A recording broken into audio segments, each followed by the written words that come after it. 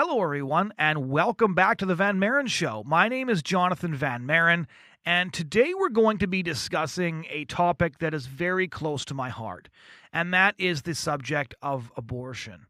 Now, those of you who have read my book or any of my columns will know that I've worked in the pro-life movement for about 10 years now, and I actually joined the pro-life movement after seeing a video in university of what abortion looked like. And even though I grew up in a pro-life home, I'd never really fully conceptualized what abortion was. And seeing a video of a baby getting pulled apart completely changed my life and brought me into the pro-life movement. And I've actually had occasion over the last several years to see what abortion looks like up close. In fact, I've actually seen a little boy who was killed by an abortionist, and he was actually perfect looking. A pro-life activist in the United States had taken him out of a dumpster. Think about that, a little child tossed into a dumpster, and the back of his skull was stabbed in where the abortionist had killed him. And honestly, it's extremely hard for me to explain to people who have never really seen the reality of abortion why this issue is one that is so incredibly important. But once you've come face to face with one of the victims of abortion, you can never truly think about the issue again. Because abortion isn't some abstract social issue. It's not some abstract religious issue. Abortion really is about a genuine and horrific injustice perpetrated against real children who desperately need our help. And obviously, abortion is a topic that we're going to be discussing quite frequently on this podcast because life and family and stories from the front lines of the culture wars are the focus of this podcast. And I wanted to start off that discussion by talking to somebody that I've known now for a couple of years, and her name is Carol Everett. Some of you will probably recognize her name from the documentary that came out a few years ago called Blood Money, which was actually based on her book, Blood Money, Getting Rich Off a Woman's Right to Choose. I read this book when it first came out years ago, and it was called Scarlet Woman, I believe, was the first title. But anyways, the book details Carol Everett's experiences inside the abortion industry because she had an unplanned pregnancy at 16. I'm not going to give away too many of the details because she's going to share those stories with you herself.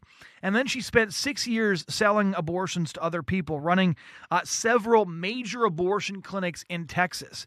And Carol Everett's testimony, Carol Everett's descriptions of what go on inside the abortion industry are truly illuminating, and I'll even say truly shocking. Sometimes I think it's impossible for me to be shocked at the horrifying things that take place inside the abortion industry. But some of the stories that Carol Everett tells are genuinely heart-wrenching and are genuinely shocking. She now actually, after exiting the abortion industry years ago now, she works trying to ensure that women have other options, obviously. So she works with the Heidi Group, which has a network of life-affirming nonprofits right across the United States, and they offer expertise also in media, fundraising, strategic planning, and she actually uses what she saw inside the abortion industry to inform expert testimony that she gives in courts right across America, as well as 33 state legislatures so far, as well as Congress. And so Carol Everett has used her horrifying experiences inside the abortion industry to arm herself as one of the most effective pro-life activists that she can be. And so I've spoken with her before. I actually recounted her testimony in my 2016 book, The Culture War, and Carol Everett agreed to come on this podcast and to share her story with us. So how did you end up working at an abortion clinic, for starters? I started working at an abortion clinic in a quite desperate. I was desperate to justify my own abortion, but I worked for a man who owned abortion clinics, and I was in sales. I was selling medical supply sales, and actually, he called me one day and asked me to go over there and run that thing for the day, and I never left. I just stayed. But it was a place to justify my abortion on a daily basis. So your story starts with an abortion that you had. When was this? 2 weeks after Roe v. Wade. I was pregnant with my third child, second marriage. There'd been an agreement there'd be no more children. I never expected to get pregnant. My husband, my choice was my husband or an abortion or my baby, and I chose him, sadly. And the moment the anesthesia wore off, my very first thought was, I'm a murderer. And my life started a downhill spiral from that point, and raged on for 13 years before I came to Christ. So this man you worked for, just kind of give us a bit of a chronology to help us understand your story before we talk about what really went on inside the abortion industry. I was working for a orthopedic surgeon. I was the office manager, but I also scrubbed with him. I went to surgery with him, and I was, he was a very powerful man in the town, and I had a lot of responsibility. And when I found myself pregnant, I had that abortion, never realizing that it would change my life the way it did. I actually expected just to go back to normal and everything be the way it was before, but nothing worked, and I wound up leaving that job. But the man who sold medical supplies to us offered me a job after. He said, I can't hire you while you're working here, but leave and I'll hire you. And he did. And I was the first woman in medical supply sales in the Dallas area. And, of course, there was a novelty of that, so everybody would see me. It was kind of, a fun job. But as my life fell apart and my relationship with my husband was over, I resented the fact that I felt like he made me have the abortion, and I really took it out on him and just wanted to get away from him. So we were divorced, and then here I am working in medical supply sales, and the man who owns the business sees these businesses coming online that are very, very profitable. They don't ask questions. They don't ask anything. They just pay top dollar. He investigated and found them to be abortion clinics and quickly opened 4 of them. And he had trouble managing them. And one day the call came, would you manage this clinic for a day? And I went over and walked in, and I very quickly saw that there were small changes that could be made that could increase the business. Right. And so I started doing that, and they were mostly changes on the telephone, because the telephone is the first point of sale. And so I changed the script and started talking about, made it a sales script, selling the procedure as the way to end all your issues. Any problems, anything are just wiped away if you have this abortion. So I developed a script that overcame every objection with, yes, you can have an abortion, everything's fine, and come on in, get your money, we can take care of it. And more than doubled his business in about 4 months. But he wouldn't share that money with me, so I took his best abortionist, because after all, I'd recruited him, and we started our own abortion clinics. In the first month, we did 45 abortions. In the last month, we did 545 abortions. We worked out of a single telephone answering bank, and our plan was to use this bank to book all the abortions. What we would do is open a new clinic as soon as we saw 200 abortions coming in on a road, on a highway, like from East Texas. We would pop open an abortion clinic. It would pay for itself in the first month. It was a cash cow after that. And we planned to open 5. We had 2 open. We planned to open 3 more in the next year. But you have to market abortions. And we marketed abortions through schools. Right. Yes, word of mouth is the best way, but if you can get into a school, our goal was 3 to 5 abortions between the ages of 13 and 18 from every girl. So if we get in those schools, start breaking down the natural modesty, get them to laugh at their parents and their values, they would come along with us and get birth control, and we would give them a low-dose birth control pill we knew they would get pregnant on. So we gave them a birth control. How did you get into these schools? At that point, they called us. They asked us. We didn't have any trouble getting into the schools at that point. Now we do, but then we didn't. Right. So, yeah. And low dose birth control, like, was this is just what's it generally used for? You specifically had those in order to ensure that women would get pregnant faster? What you do is you give them a low dose birth control pill. Birth control pills started out at 10 milligrams, 5 milligrams, 2 milligrams, and now they're a percentage of a milligram. but they have to be taken accurately at the same time every day in order to provide any level of protection. And that's the pill we use, because we knew, for instance, these teenagers would do nothing at the same time every day. We knew the pill wouldn't work because she wouldn't take it accurately. And we could look at the statistics and tell that any time we went into a school, the pregnancy rate or the abortion rate increased. They were coming to us, but you put them on that birth control pill, and the next thing you know, she's calling you because she's pregnant. So what was working inside a clinic like? There's a lot of people who have been in abortion clinics, but there's very few people who have been where you are, which is on the operating side of things. So you worked first, you said the first thing you worked on as somebody working in the industry was the telemarketing side of things, and you pioneered some of these tactics, did you not? Yes, I did. I changed the tactics, and then what happened was the other abortion clinics found out what we were doing and started changing it too. And yes, I developed a script that overcame every objection, and you walk her through. You never say baby, you never say birth date. You use fear tactics. She says, she calls and confesses, I think I may be pregnant, and then you say, we can take care of that problem. And then there's a script for each one. There's literally a script, a single sheet of paper with the blanks to fill in for each one. Each phone call gets its own script, so you don't forget anything. But we can take care of your problem. No one needs to know what's the first day of your last normal period. She may or may not know that. She figures it, gives it to this person that calls themselves a telephone counselor, but is really a salesperson, trained to telemarketer, as a telemarketer. And so she figures the date, gives it to the so-called counselor. A counselor puts it on a wheel designed to calculate the birth date of the baby, but she doesn't talk about birth date or baby. She says, you're 8 weeks pregnant. Now think about that. What did she do? Right. She confirmed this young woman's worst fear, her pregnancy, and she's talking to her over the phone, and then the girl is asked, is this good news or bad news? If it were good news, she would not be calling an abortion clinic. It's bad news. And when she says bad news, this counselor moves right in, because now she wants to identify the fear. Why the fear? She's going to use it to reaffirm that abortion decision anytime that girl moves away. Right. Your parents don't have to know. Even in states with parental consent, they have ways around it. And parents don't have to know. You don't have to miss work. You don't have to miss drill team.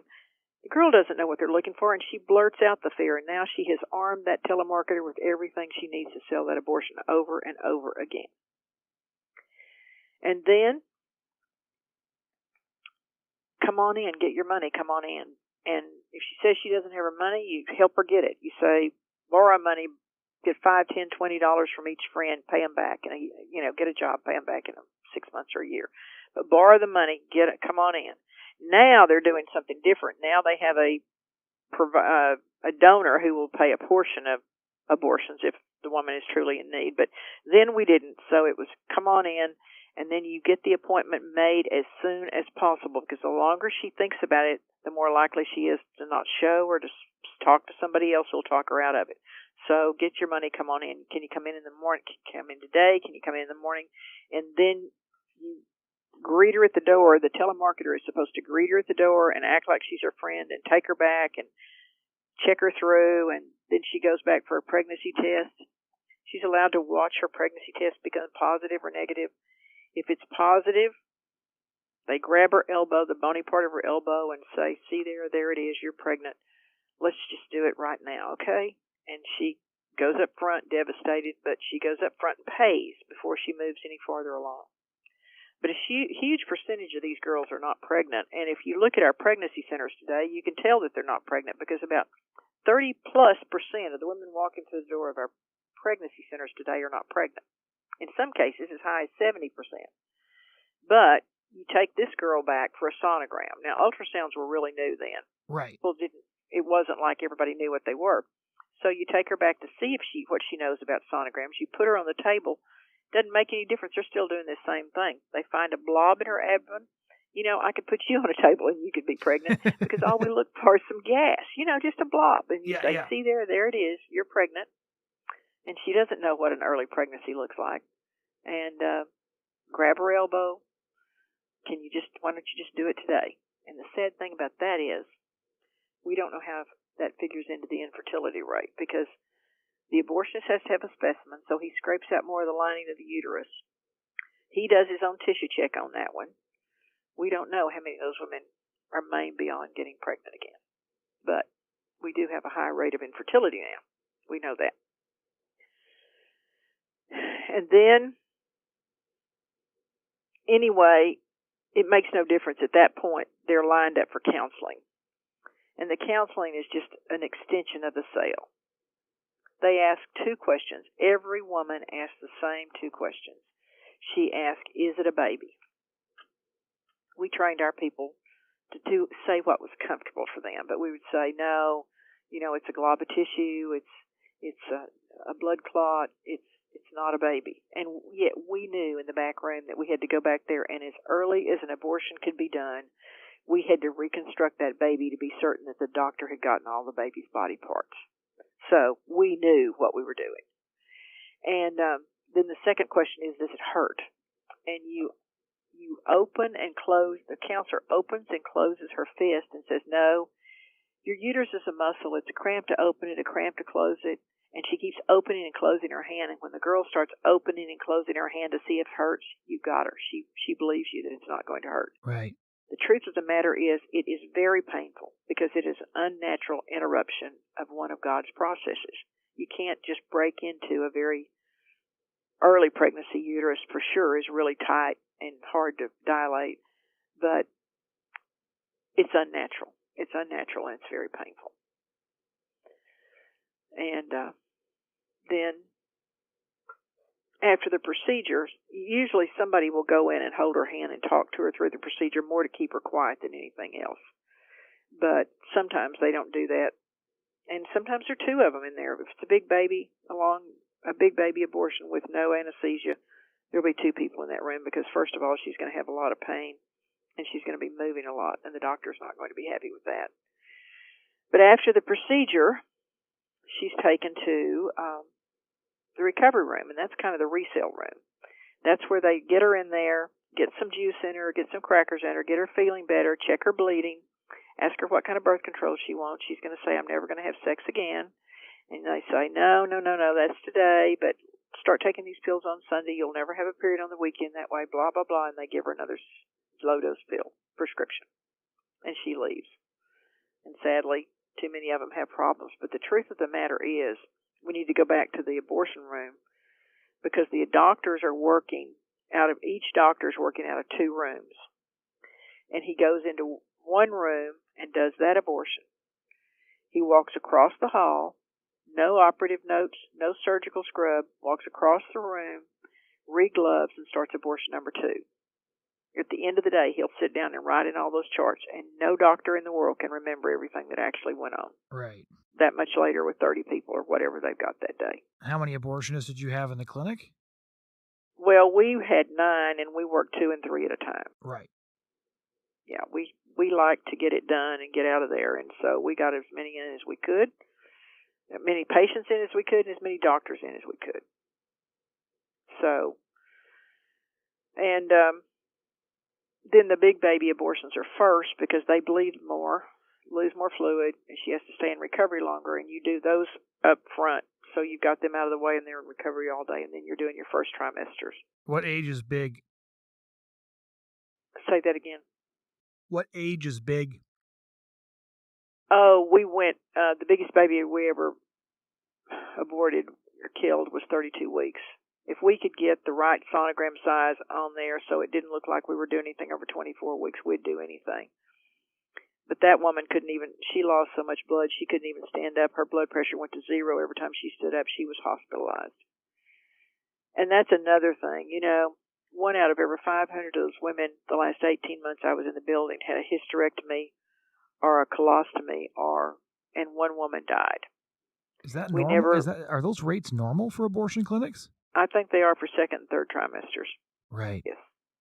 But you'll have first trimester problems too. You're going to have problems when you're doing unnatural surgery in a dirty environment. And she is in a dirty environment. They're not clean. They're not. Abortion clinics, I don't even care, in the best regulated state, does not compare to a surgical suite. They're just, they don't. In Florida, I don't even know if they have to have hot water right now, but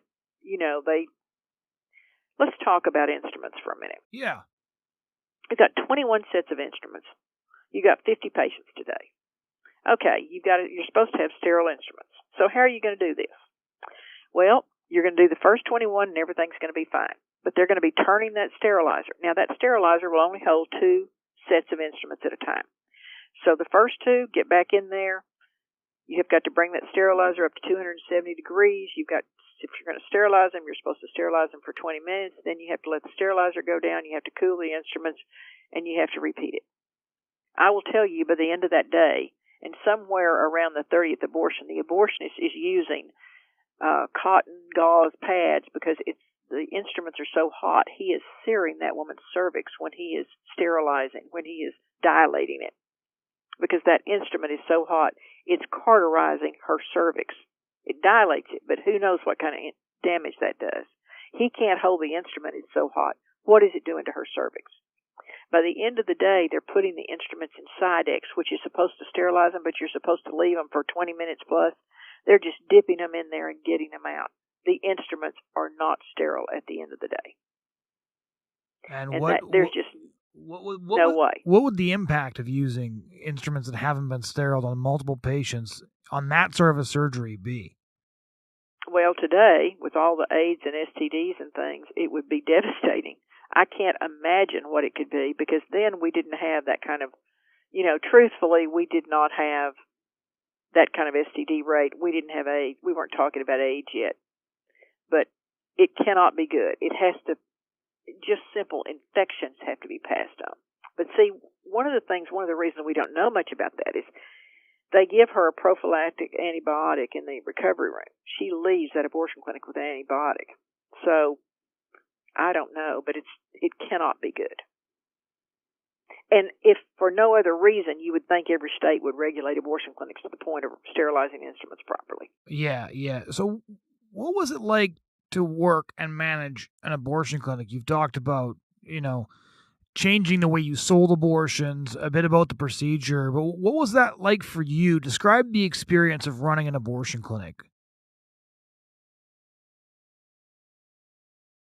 I don't have the words for that, Jonathan. I worked 7 days a week. I took calls at night. If somebody called in the middle of the night and wanted to come in the morning for an abortion, I didn't want to miss them. I was a miserable person. My son called me one time from college and was reading the newspaper to me, and I said, "What are you doing?" And he said, "I'm reading the newspaper. You never take the time to sit down and read it." You would have thought that would have been a wake-up call, and in some ways it was, but I was running from my own pain. I was running, and but I will tell you this. I had doctors that were having affairs. I had women that were having affairs. One of the abortionists' girlfriend wanted to come in and get on the table to have sex. It was a sick group of people.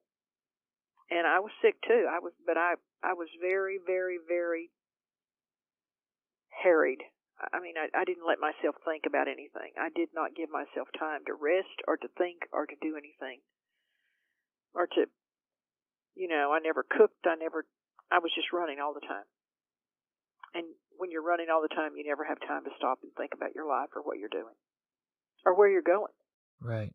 I was miserable, but I didn't have enough sense to know it. Or I couldn't stop to think about it. But I had nurses I had 2 chasing each other in the back room with X-Acto knives. They were mad at each other and they were going to kill each other. I mean, it was just horrible. And is that the impact of the work on the people? Like Dr. Bernard Nathanson has described similar things in his memoirs of the impact that the killing has on those who work in the industry. Would you say that the sort of things that you saw characterize the nature of that industry?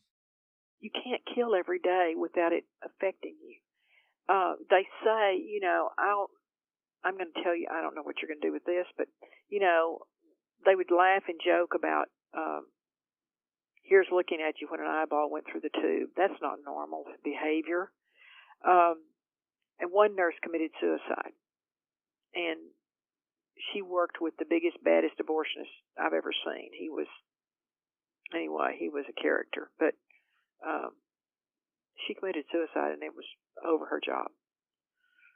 But when you go into a room and blood is splashing everywhere and baby body parts are coming out of a body, you can't ignore it forever. Now, I trained my people to say, we're helping the woman, we're helping the woman, we're helping the woman. But we all knew what we were doing, and we all knew how bad it was. You said that when you started in the abortion industry, it was because you were in denial about your own abortion. And then you said that at a certain point you came to a realization about what abortion was, and you remained in denial, but you just remained very unhappy. What was it like the first time you saw an aborted baby and realized, even if you didn't admit it fully to yourself, realized what this was actually all about?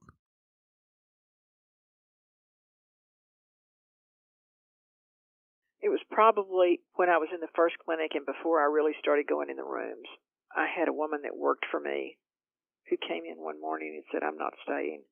I had a nightmare last night. Those babies were sitting on the sink with their legs crossed. They were little cherubs, and they were all laughing and waving at me.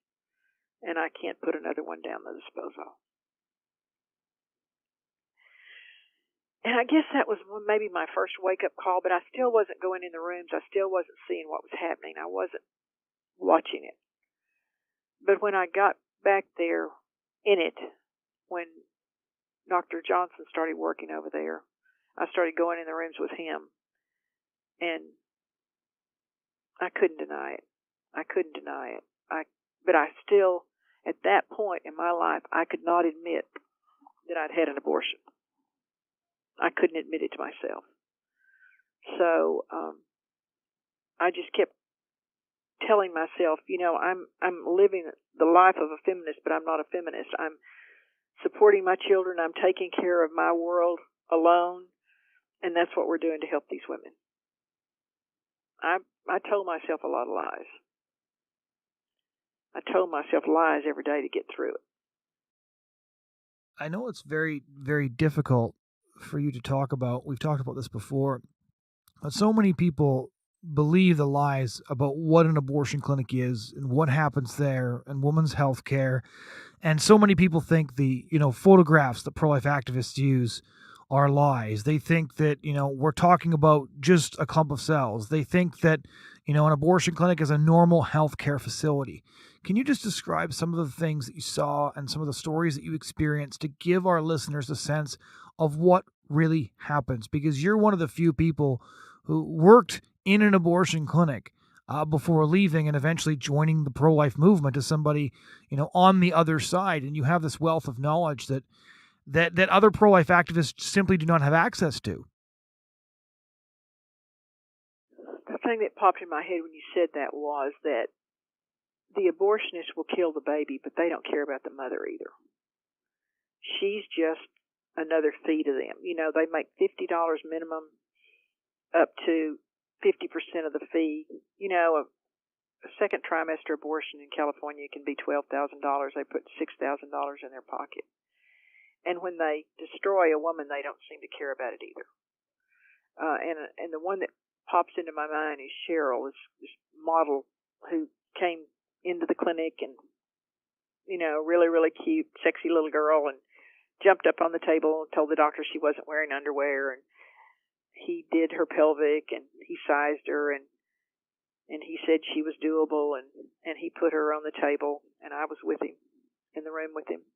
And the first time he went in with the Bierhoff forceps, he pulled out a menum, which is, the lining of the pregnancy. And the second time he went in, he perforated her uterus and pulled her bowel out through her vagina. I have wondered and wondered and wondered about that. How did he so quickly?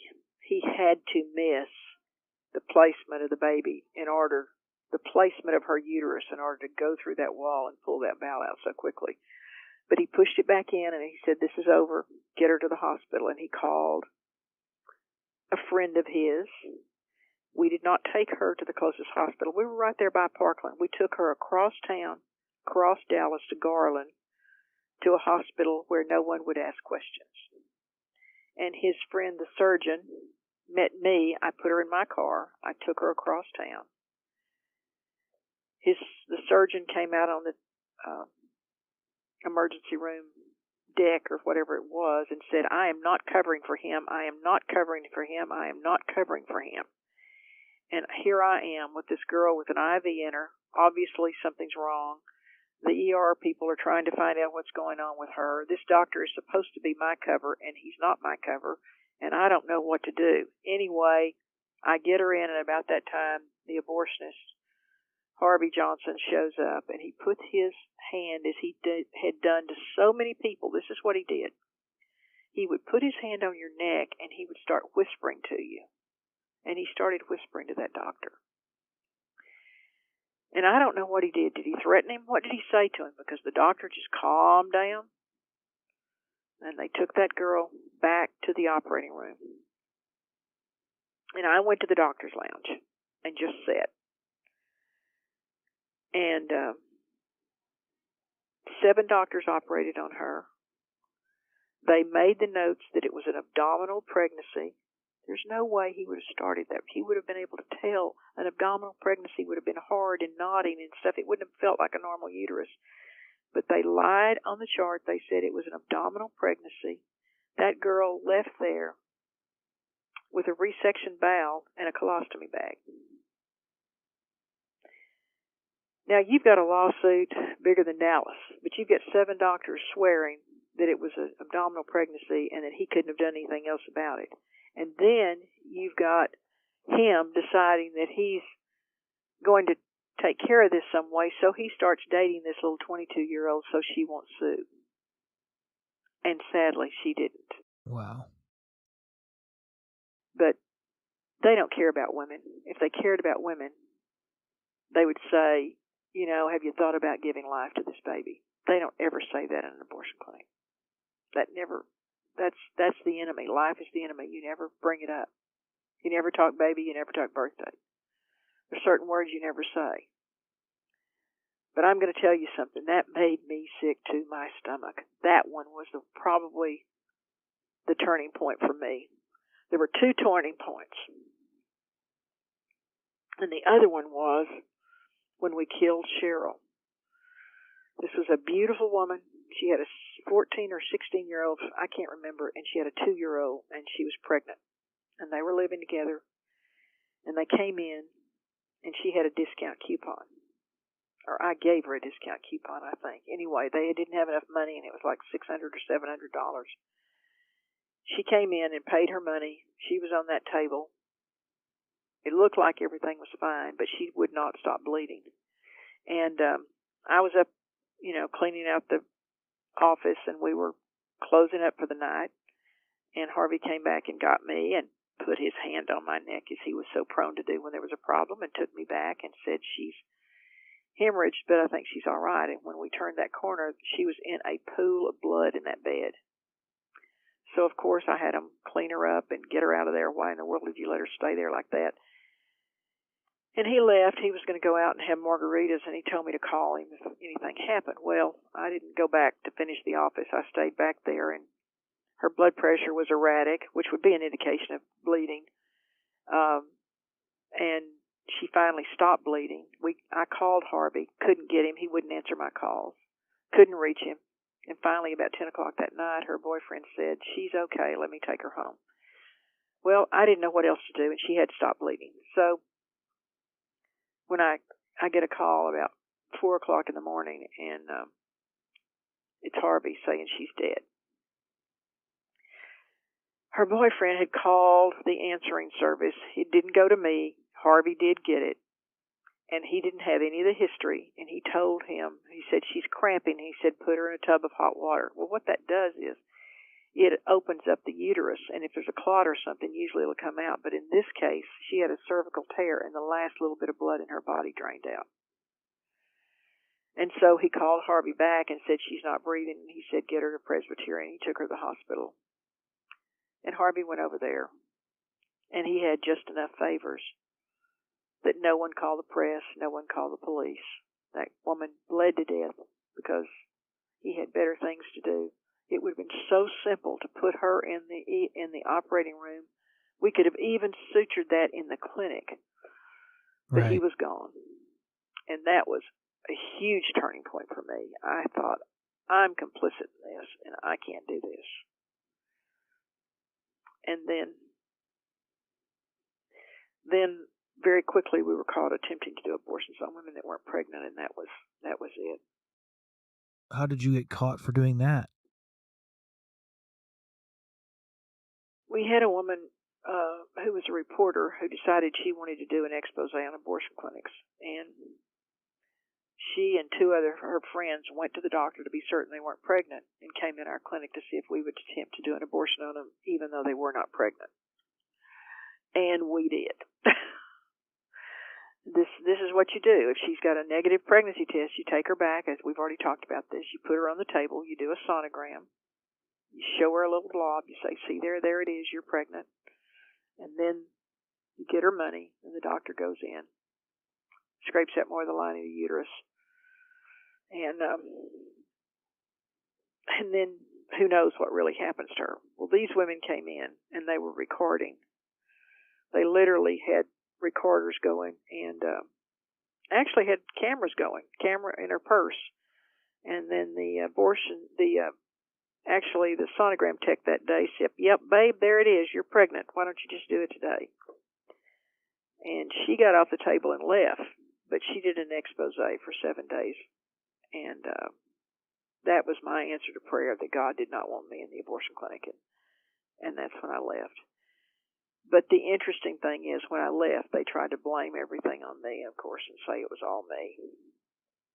When you heard about the Planned Parenthood expose in 2015 about selling baby body parts, was any of that happening while you were still in the abortion industry, or did that come later? No, it came later, and I'll say this. If we had known about it, we would have exploited that. We would have used it. But I did know about it because I found out about Doctor, what's his name in Ohio? Dayton. I'll think about it in a minute. But anyway, the pro-lifers, I had a pretty good relationship with those people, went up there a couple of times, loved them, wonderful people. You know, the people that do this are the most caring people in the world. They don't get paid for what they do. But the people standing in front of that abortion clinic noticed that the FedEx people was picking up what looked like refrigerated containers and recognized Martin Haskell. Martin Haskell is the one who perfected the partial birth abortion techniques, and I believe Dr. Haskell did that so he could harvest those organs with a live blood supply. Because remember, he would just let the baby hang out, and based on Dr. Carpin in Houston, we found baby David. You know, that baby that's so mangled, that's on a lot of the photographs. Yeah, that's yeah. right. He's holding the baby up, correct, in the photo? Yes. Well, there's several of him, but right. This baby had slits in his back where his kidneys had been removed. So they've been doing it for a long time and just didn't get caught. Nobody caught on to it, but it was happening. I had no idea that the baby in that photo you're talking about, the aborted baby who's being held up, actually had slits in his back. Baby David from Dr. Carpin in Houston, yeah. A guy named Chad Chadwick found him. He was walking around the building praying and saw some buckets at the back door and knew he was trespassing, but decided to check it out and found baby David. Yes. Gosh, that's been years ago.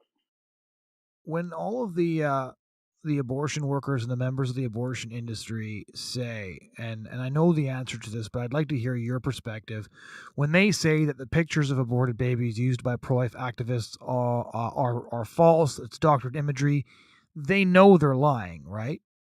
Yes, they do.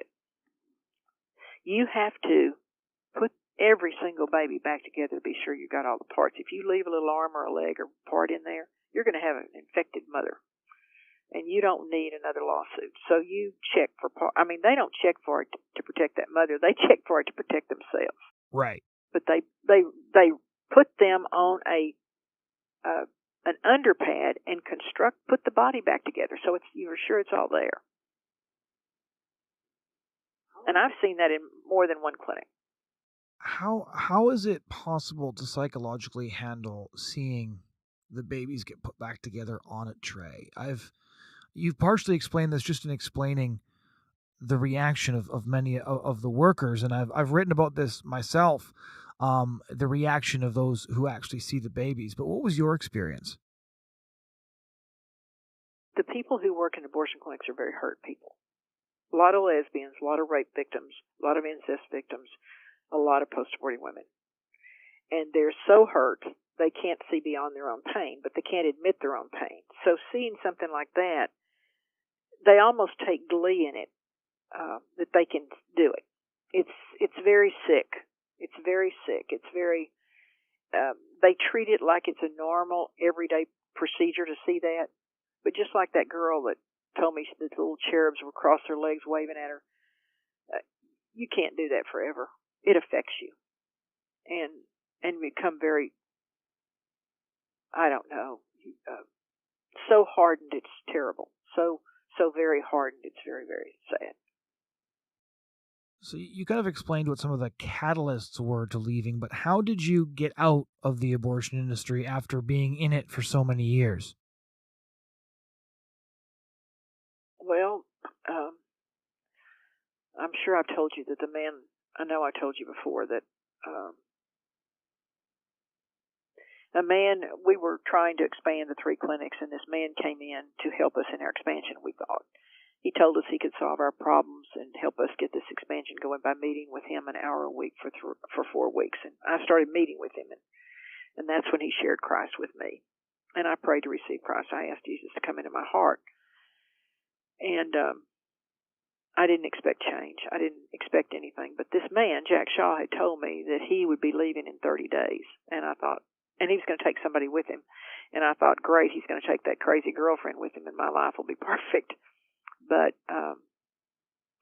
that's when the expose on doing abortions on women that weren't pregnant happened 27 days after that man came in. And that was my clear answer to, I had prayed at the end of the first day after I met with him and prayed that prayer and asked Jesus into my heart, Lord, if there is a Lord, if this is not where you want me, hit me over the head with a 2x4. Because I went back to the abortion clinic expecting no change. But when I got there, there was a change, and I started talking those women out of having abortions. And at the end of that day, rather than saying, isn't this great, I saved 3 babies, I said I lost $75 because my commission was $25 for each one. So that's when I prayed that prayer, Lord, if there is a Lord, if this is not where you want me, hit me over the head with the 2x4. And the 2x4 was the expose by Channel 4, the CBS affiliate in Dallas, that we did abortions on women who were not pregnant. And I didn't know where I was going. I didn't know how I was going to make it. I didn't know how I was going to take care of 2 kids. But I knew I was not supposed to be in the killing business. And I walked out actually expecting him to pay me just $5,000 a month for a year for my part of the abortion clinics. And that would just get me through the next year. You know, I'd been making $10, $12 or more $1,000 a month. So that was the plan. But of course, he never did that. He never made the first payment. And so I had bought a butcher shop in Richardson, which is a suburb of Dallas, and I went out there. It was the only way I had to make a living, and it was losing money. I was not making money in it. I bought it for the wrong reasons. I bought it for a man I was dating who wanted it, and, which was a cash cow. But I went out there, and that was my wilderness, that cooler where I was screaming, God, God, God, God. And he was showing me that he could take care of me in ways that I would never have expected. And walking me through learning who he was. He put people around me that loved the Lord and kept me on the right path, because the abortionists were still coming, asking me to go to work for them, and one asked me to go back to New York, one asked me to, I was being bombarded with abortionists asking me to go back into the business. But I couldn't. And it wasn't even flattering at that point for all that. It was just, oh, leave me alone. And it was a really tough 18 months. Yeah. And I had 2 kids in college. they had been getting, they had both new cars, $1,000 a month allowance, blah, blah, blah, blah, blah. They had to go. Thank God my son saved his money. Right, right. He took care of us. Anyway, learning to live with just the Lord was just really, the health department's coming by. You have to put a new floor in. You've got to do this, blah, blah, blah. The electrical company comes by. Going to turn your electricity off at 4 o'clock in the afternoon, and at 2 o'clock somebody walks in and says, I understand you have a $900 need. It was just amazing how God provided for me in ways that, of course, I would never have thought before. But he did. And then about 18 months when I guess I was at the bitter end of it, he allowed me to go to work for two of the men who had been part of the team. That one church was busy praying me out, and two of the guys were real estate developers, and they offered me a job, and I took it. And that was a different experience because it was learning to work in a completely Christian environment. But it was a wonderful experience, and two godly men, and one of them still texts me a scripture every Sunday. Anyway, I walked out to that, and then when I was literally working as a leasing agent in the real estate business, well, I need to go back. I was in the butcher shop, and this guy in Dallas Theological Seminary students wash windows for a living. They make their living washing windows, commercial windows, and this guy came in and washed my windows, and I was taking evangelism explosion at church, and I thought, you're supposed to try your testimony on somebody new, and I thought, well, he's safe, he's a Christian, he'll be okay. And so I gave him my testimony in 5 minutes or less, and his mouth dropped, and he didn't say a word. And I thought, gosh, I guess I can't tell anybody if I can't tell him. Anyway, he came back a couple of days later, and he said, when you told me that story, I couldn't believe it. I work with the Dallas Right to Life, and we've been praying for somebody to come out of the abortion business. Would you talk to us? Well, you've got to remember where I was, Jonathan. At that time, I was scared of pro-lifers. I thought they were all crazy because, the only experience I'd had were people screaming at me. And with fear and trepidation, an attorney and the man who led me to Christ, I met with them. And long story short, my first step out into politics was 14 months after I came out of the abortion business. And so after that, how did you end up in the pro-life movement? That must have been quite a journey to go from working in that atmosphere to working in the pro-life movement, and you became connected to Joe Scheidler and so many of the pro-life activists. So what was that like? How did you end up in the pro-life movement? Well, it started with that testimony before the legislature the first time, and then I was scared to death, but I testified and I did exactly what I thought the Lord had called me to do. And then when I left there, people started calling me, asking me to speak for them. So, I was really rough in the beginning, but it was Texas people, and they would call me. And I spoke there on like a Wednesday, and on that Friday night, I spoke the first time at church. And it started, I'd say, okay, once a week, twice a week, 3 times a week. And then it started getting more often. And then, Joe Scheidler called me, and what a character. What a wonderful man. Yeah, he and is. his wife. Yeah. And anyway, he called me and got me on the abortion providers, and people started seeing me, and then more people started calling, and and then a speaking agency called, and before you knew it, I was out on the road doing it. 1 year I was home about 30 days, too much, but I loved the work, I loved the people, and I still do.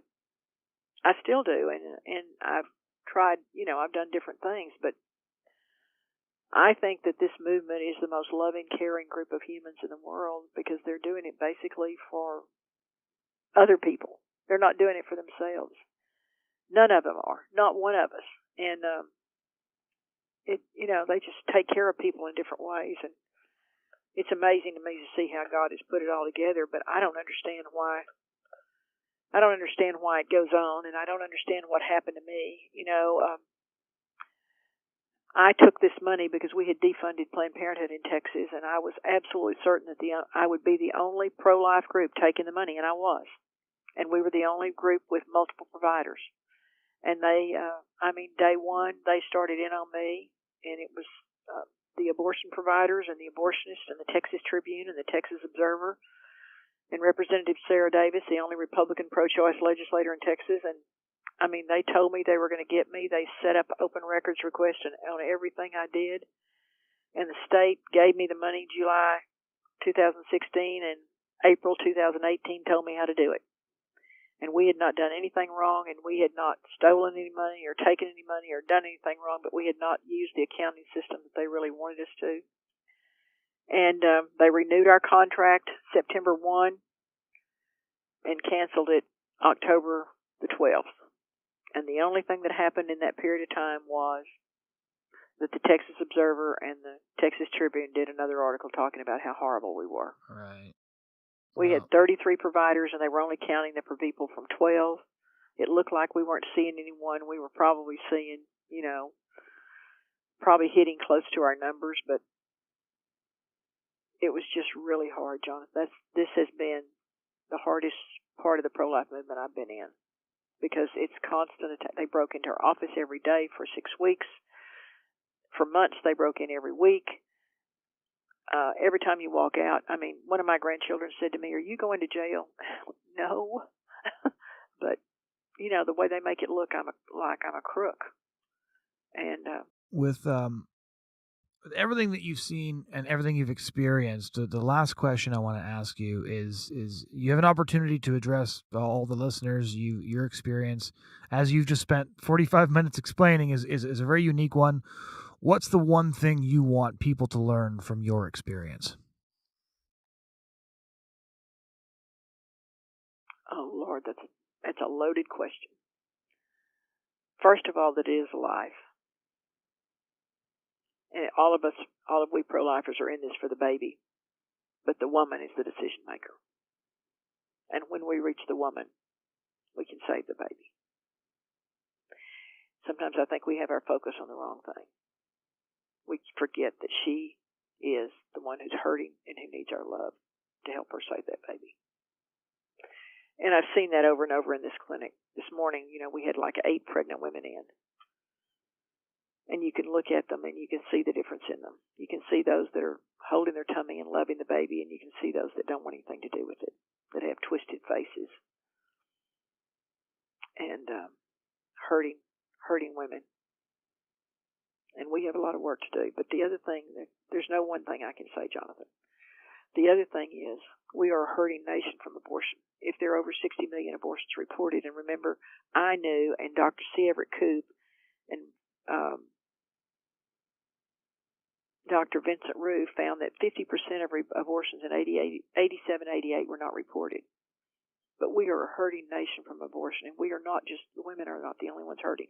Men are hurting. And we need to speak words of love to open their hearts so they can be healed, because they're hurting. And I believe when the post-aborted men and women who've experienced abortion finally stand up and say it was the worst thing that ever happened to me, then this nation can start to see. And as you know, we're seeing the children and our youth become more and more pro-life because they know they could have been aborted. And I think we have an opportunity to end abortion, but we need to end it by regulating them to the point of, when we did that in Texas, out of the 41, only 21 survived. So regulating them, making them take care of the women a different way, making them subject to allowing the pregnancy centers to do the ultrasounds and other things can really save a lot of lives. There are ways to put abortion clinics out of business by simply serving that woman. Well, I'm kind of pro-woman right now, I guess. Yeah. Well, thank you so much for taking the time to tell your story. Thank you for what you do, Jonathan. Ladies and gentlemen, that was former abortion worker and now pro-life activist Carol Everett, who works in Texas at the head of a network of life-affirming nonprofits called the Heidi Group. We hope you enjoyed this conversation or felt educated by it, and we hope you'll head over to LifeSite News and check out more news articles and columns. Thanks so much for listening, and we hope you'll join us again next week.